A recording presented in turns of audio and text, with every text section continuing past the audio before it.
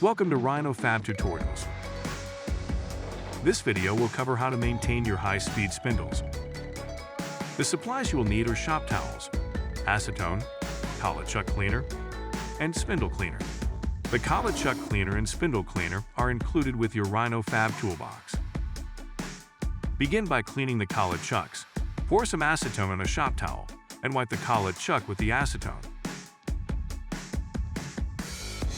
Ensure that you clean both the outside and the inside of the collet chuck.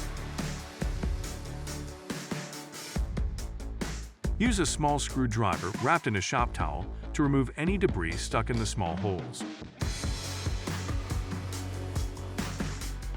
Next, grab the collet chuck cleaner.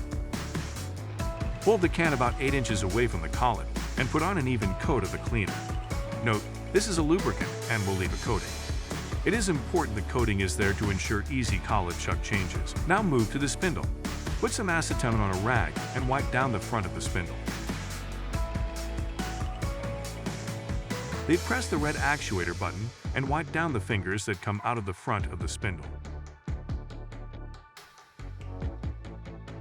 Grab the spindle clear and unfold the straw. Insert the straw into the front of the spindle. The purpose is to lubricate the fingers that move in and out of the spindle. Press the red actuator again and lubricate the fingers extended from the spindle.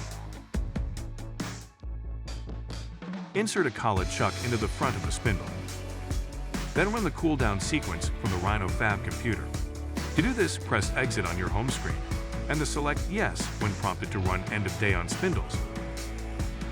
This sequence will run for 5 minutes. Once the spindle routine is complete, remove the chuck from the spindle and actuate it 5 times. Repeat these steps for all of your spindles. Once maintenance is complete, you can begin using your machine as normal. Remember to do this process once a month to ensure best performance and longevity of the spindles.